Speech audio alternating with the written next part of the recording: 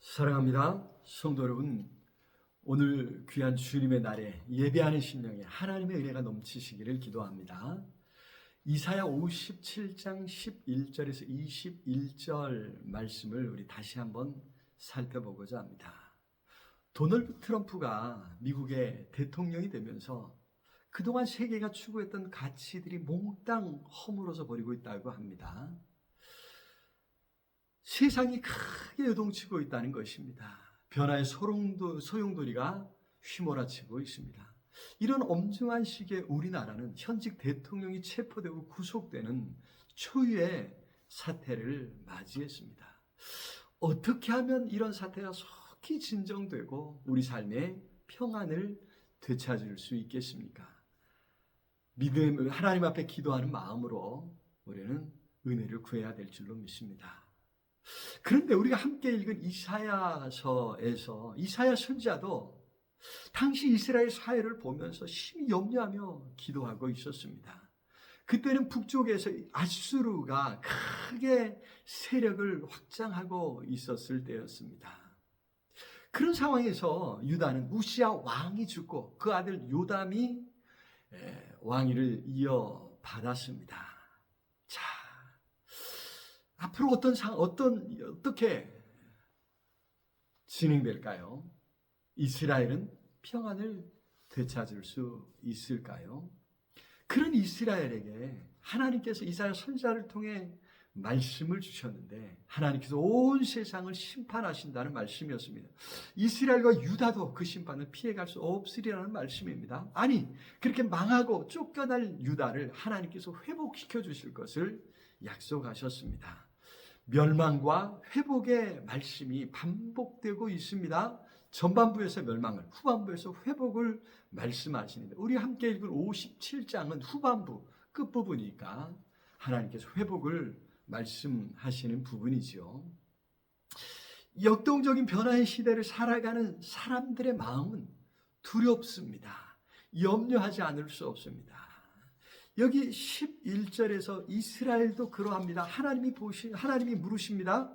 내가 누구를 두려워하며 누구로 말미암아 놀랍기에 말씀하고 있습니다. 그렇게 염려하며 두려워하는 것이 이스라엘이었습니다.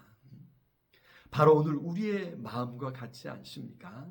어떻게 하면 이 두려운 상황을 이겨내고 우리 삶에 평안을 얻을 수 있습니까? 첫 번째로 그 비결은 원칙을 찾고 바른 길을 찾는 데 있음을 잊지 말아야 합니다. 11절에 계속해서 말씀하시기를 거짓을 말하며 나를 생각하지 아니하며 이를 마음에 두지 아니하였느냐. 하나님은 이스라엘을 책망하셨습니다. 두려운 상황에서 이스라엘은 거짓을 말했고 하나님을 생각하지 않고 우상을 찾고 세상 나라 아수르의 도움을 청했던 것입니다. 우리 사람들이 이상하게 어려울 때 잘못된 선택을 할 때가 많이 있다는 것이죠.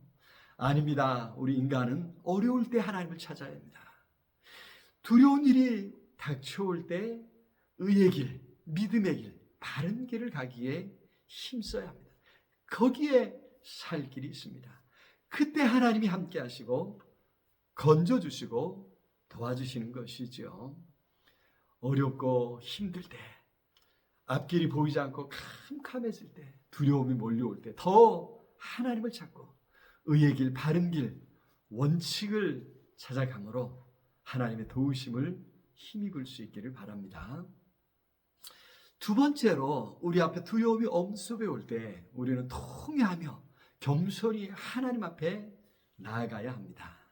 여기 15절 말씀에 하나님은 높은 곳에만 계신 것이 아니라 통회하고 마음이 겸손한 자와 함께 하신다 분명히 말씀했습니다. 여기 통회한다라고 하는 말은 원래 히브리어로 가루라고 합니다. 가루가 되는 상태, 거기서 죄를 깊이 뉘우친다는 의미로 발전했다는 것이죠.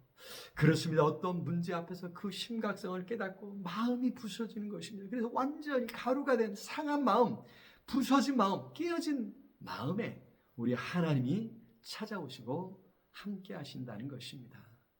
지난 연말에 제주항공 참사로 인해서 얼마나 많은 사람이 가족을 이뤘습니까?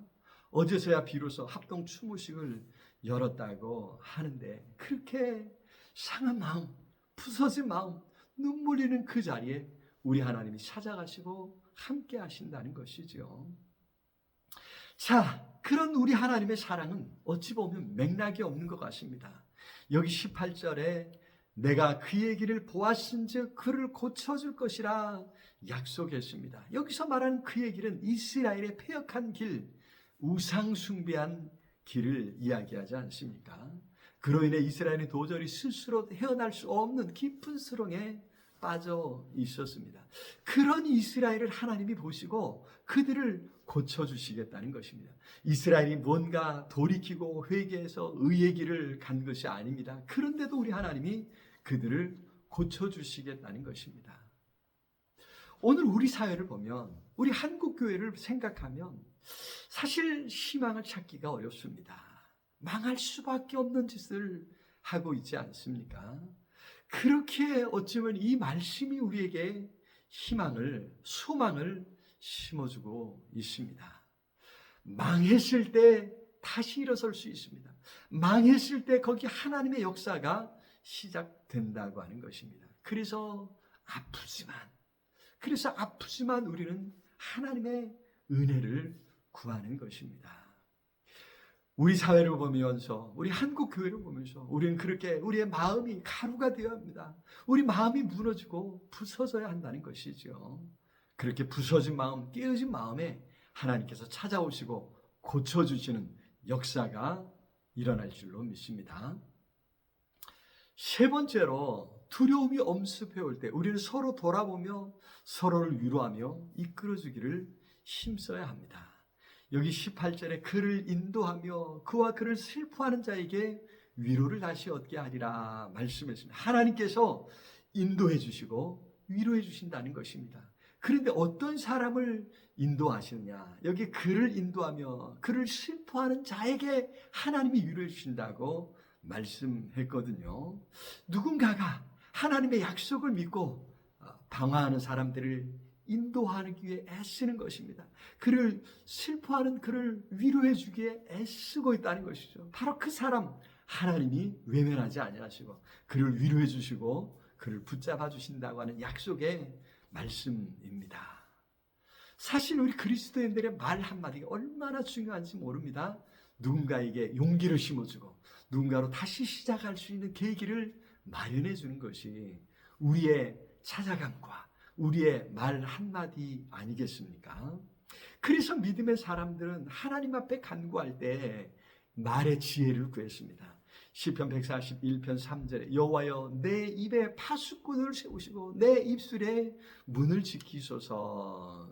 말로 실수하지 않기를 기도했습니다. 오히려 그 말 한마디가 누군가에게 가르침을 주고 위로를 주고 용기를 심어주기를 바랬던 것입니다. 그래서 이사야 50장 4절에서 주 여호와께서 학자들의 혀를 내게 주사 나로 곤고한 자를 말로 어떻게 도와줄 줄을 알게 하시고 하나님 앞에 기도하고 있습니다. 말로 학자들처럼 누군가 곤고한 자를 도와주기를 바랬던 것이죠. 바라기는 두려움 속에 있는 많은 사람들을 위로해주고 붙잡아주고 일으켜 세워줄 수 있는 복된 한 해 살아갈 수 있기를 기도합니다. 사랑의 주님, 우리 앞에 둘러싼 이 엄중한 상황 때문에 큰 두려움이 우리 마음을 사로잡고 있습니다. 하나님 불쌍히 여겨주시고 이 모든 상황에서 우리를 건져 주시옵소서. 우리가 통회하는 마음으로, 부서진 마음, 상처받은 마음으로 하나님 앞에 간구합니다. 하나님 우리를 건져주시고 우리를 바른 길, 의의 길로 인도하여 주시옵소서. 하나님 주신 그 길로 우리가 힘써 가겠습니다.